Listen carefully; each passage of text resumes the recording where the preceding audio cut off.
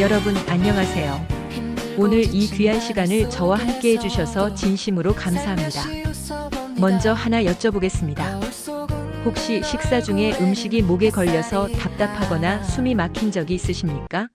갑자기 기침이 나오거나 가슴이 답답해져서 당황스러웠던 경험 말입니다. 실제로 지난주 제 진료실에 오신 75세 박모 할머니의 이야기를 들려드리겠습니다. 평소 건강하셨던 할머니가 어느 날 아침 죽을 드시다가 갑자기 숨이 막혀 응급실로 실려오셨습니다. 다행히 큰 문제는 없었지만 할머니는 그 이후로 식사 때마다 불안해하시며 혹시 또 그런 일이 생기면 어떡하지? 라고 걱정하고 계셨습니다. 이런 경험이 단 한 번이라도 있으시다면 오늘의 강연이 여러분께 매우 소중한 정보가 될 것입니다. 저 역시 70대에 접어들면서 가끔 밥이 예전처럼 매끄럽게 넘어가지 않을 때가 있습니다. 이는 결코 부끄러운 일이 아니며 나이가 들면서 누구에게나 일어날 수 있는 자연스러운 변화입니다. 하지만 자연스럽다고 해서 방치해서는 안 됩니다. 오늘 저는 여러분께 왜 이런 일이 생기는지, 언제 주의해야 하는지, 그리고 어떻게 예방하고 대처할 수 있는지에 대해 의학적 근거와 함께 쉽게 설명해 드리겠습니다. 음식이 목에 걸리는 현상, 의학적으로는 연하곤란 또는 삼킴장애라고 부르는 이 증상에 대해 정확히 이해하시고 안전하고 즐거운 식사를 되찾으실 수 있도록 도와드리겠습니다.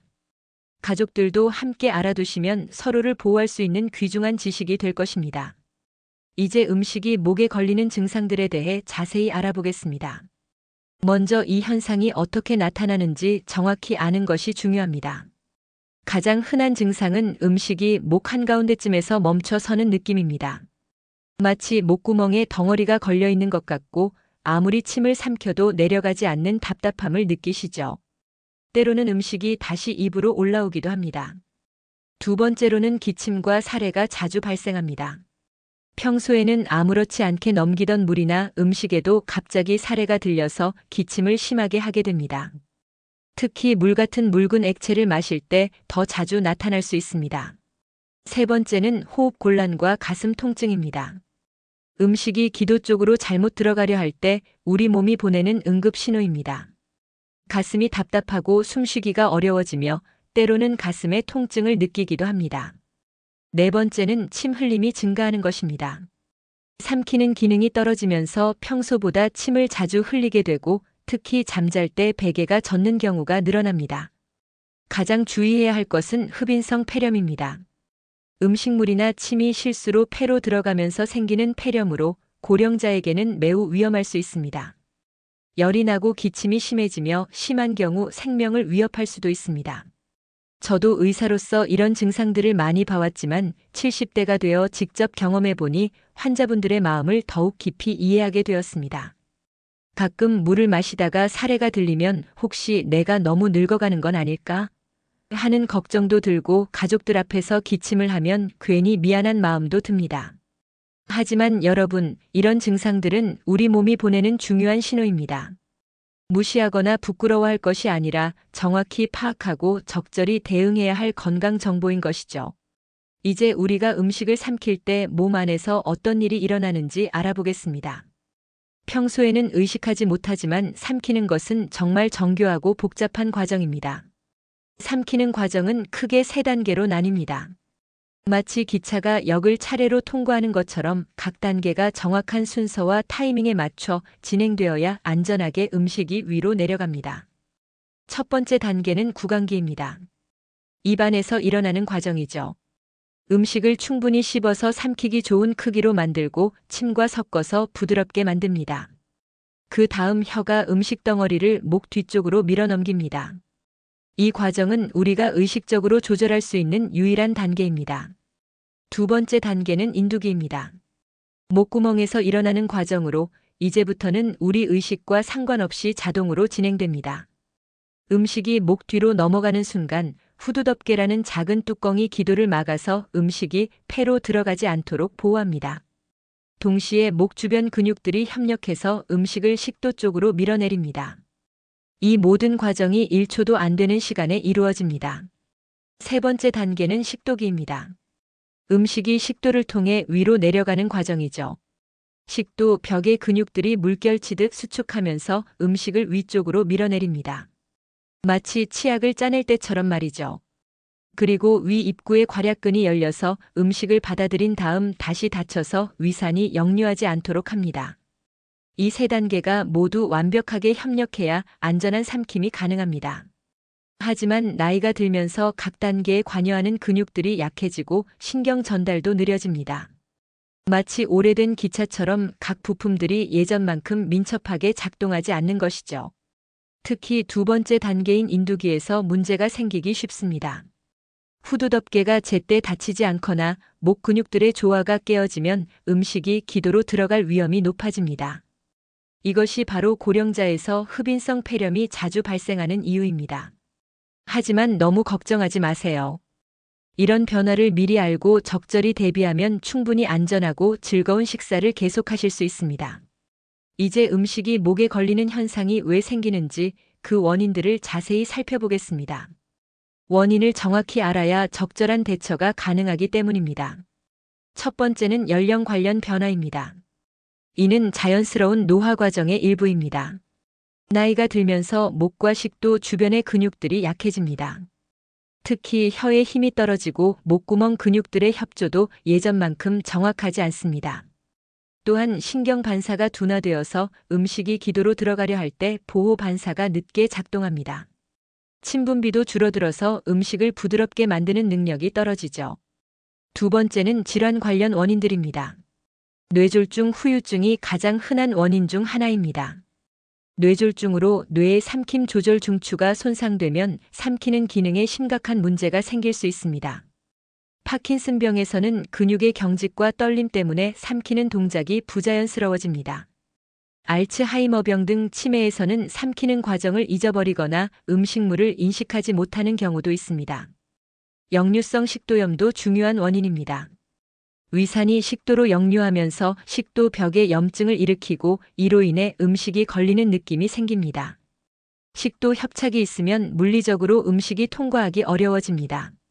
드물지만 식도나 목 부위의 종양도 삼킴 곤란을 일으킬 수 있어서 정확한 검사가 필요합니다. 세 번째는 생활습관 관련 원인들입니다. 급하게 먹는 습관이 가장 흔한 원인입니다. 충분히 씹지 않고 큰 덩어리째 삼키려 하면 목에 걸릴 위험이 높아집니다. 식사 중에 말을 많이 하는 것도 위험합니다. 말하는 동안 후두덮개가 제대로 닫히지 않을 수 있거든요. 장기간의 음주와 흡연도 문제가 됩니다. 알코올은 목 근육의 조절 능력을 떨어뜨리고 담배는 목과 식도의 점막을 자극해서 염증을 일으킵니다. 실제 사례를 하나 들려드리겠습니다. 72세 김모 할아버지께서 평소 소주를 즐기시다가 최근 들어 음식이 자주 목에 걸린다고 오셨습니다. 처음에는 단순한 노화로 생각하셨는데 내시경 검사 결과 식도 협착이 발견되었습니다. 장기간의 음주와 역류성 식도염이 복합적으로 작용한 결과였죠. 다행히 적절한 치료를 받으신 후 많이 좋아지셨습니다. 또 다른 경우는 68세 이모 할머니입니다. 평소 빨리 먹는 습관이 있으셨는데 어느 날 급하게 밥을 드시다가 심하게 사례가 들려 응급실에 가셨습니다. 검사 결과 특별한 질환은 없었지만 식사 속도를 조절하고 충분히 씹는 습관을 기른 후 증상이 크게 개선되었습니다. 여러분, 원인이 다양한 만큼 대처법도 달라져야 합니다. 단순한 노화 변화인지 특정 질환 때문인지 아니면 생활 습관의 문제인지를 정확히 파악하는 것이 첫 번째 단계입니다. 이제 음식이 목에 걸리는 현상을 왜 가볍게 넘겨서는 안 되는지 말씀드리겠습니다. 제가 40년간 의사로 일하면서 안타깝게 지켜본 경우들을 바탕으로 여러분께 꼭 전해드리고 싶은 내용입니다. 첫 번째 위험은 영양 결핍과 체중 감소입니다. 음식이 자주 목에 걸리다 보면 자연스럽게 식사를 기피하게 됩니다. 또 걸리면 어떡하지? 라는 두려움 때문에 식사량이 줄어들고 특히 고기나 딱딱한 음식을 피하게 되죠. 그 결과 단백질과 필수 영양소가 부족해지면서 근육량이 감소하고 면역력이 떨어집니다. 노인에게 근육량 감소는 낙상 위험을 높이고 전반적인 건강 상태를 악화시킵니다. 두 번째는 탈수입니다. 물을 마실 때도 사레가 들려서 수분 섭취를 꺼리게 되면 만성적인 탈수 상태가 될 수 있습니다. 특히 여름철에는 매우 위험할 수 있습니다. 가장 심각한 위험은 흡인성 폐렴입니다. 음식물이나 침이 폐로 들어가면서 생기는 폐렴으로 고령자의 주요 사망 원인 중 하나입니다. 건강한 젊은 사람이라면 기침으로 이물질을 뱉어낼 수 있지만 고령자는 기침 반사도 약해져서 폐에 들어간 이물질을 제대로 제거하지 못합니다. 제가 기억하는 안타까운 사례가 있습니다. 78세 할머니께서 평소 음식이 자주 걸린다고 하시면서도 나이 들면 다 그런 거 아니냐며 대수롭지 않게 생각하셨습니다. 그러다가 어느 날 밤 급성 폐렴으로 응급실에 오셨는데 흡인성 폐렴이었습니다. 다행히 회복되셨지만 그 이후로는 매우 조심스럽게 식사를 하셔야 했습니다. 또 다른 위험은 질식사고입니다. 음식이 완전히 기도를 막으면 몇 분 안에 생명이 위험해질 수 있습니다. 특히 혼자 계실 때 이런 일이 생기면 도움을 요청하기도 어렵습니다. 심리적 영향도 무시할 수 없습니다. 식사에 대한 두려움이 생기면서 우울감이나 불안감이 증가할 수 있습니다. 가족들과의 식사 시간이 즐거움이 아닌 스트레스가 되고 사회적 고립으로 이어질 수도 있습니다. 하지만 여러분 절망하지 마세요. 이런 위험들은 모두 예방 가능하고 적절한 관리로 충분히 조절할 수 있습니다.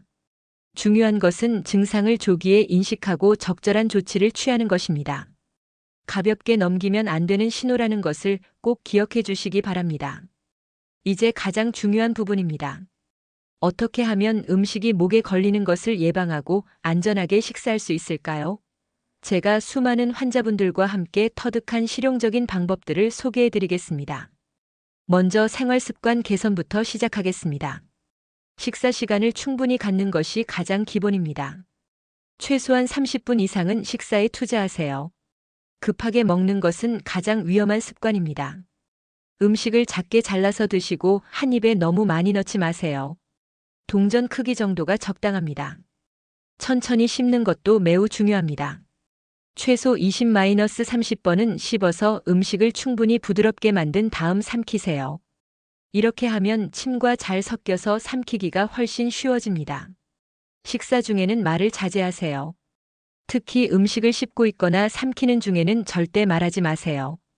대화는 음식을 완전히 삼킨 후에 하시는 것이 안전합니다. 물을 활용하는 방법도 있습니다. 음식과 함께 물을 조금씩 마시면서 삼키면 도움이 됩니다. 하지만 너무 많은 물을 한 번에 마시면 오히려 위험할 수 있으니 주의하세요. 이제 간단한 훈련법들을 소개해 드리겠습니다. 첫 번째는 턱 당기고 삼키기 운동입니다. 턱을 가슴 쪽으로 당긴 상태에서 침을 삼키는 연습을 하세요. 이 자세는 기도를 더 안전하게 보호해주고 음식이 식도로 잘 넘어가도록 도와줍니다. 하루에 10-15회 정도 연습하시면 됩니다. 두 번째는 혀 근육 운동입니다. 혀를 입천장에 대고 강하게 누르는 동작을 5초간 유지한 후 휴식하세요. 이를 10회 반복하면 혀의 힘이 강해져서 음식을 밀어 넘기는 능력이 향상됩니다. 세 번째는 목 근육 운동입니다. 고개를 천천히 위아래 좌우로 움직이면서 목 주변 근육을 풀어주세요. 하지만 너무 급하게 하면 어지러울 수 있으니 천천히 하시기 바랍니다. 의료적 접근도 중요합니다. 언제 병원에 가야 할까요? 음식이 자주 걸리는 증상이 2주 이상 지속되면 반드시 전문의와 상담하세요. 체중이 의도하지 않게 감소하거나 발열과 기침이 함께 나타나면 더욱 빨리 병원에 가셔야 합니다. 내시경 검사를 통해 식도에 구조적 문제는 없는지 확인하고 필요하다면 비디오 투시 연화 검사를 받아서 삼키는 과정을 정확히 분석할 수 있습니다. 연화 재활 치료도 매우 효과적입니다. 언어치료사나 재활의학과 전문의의 도움을 받아서 개인에게 맞는 삼킴 훈련을 받으실 수 있습니다.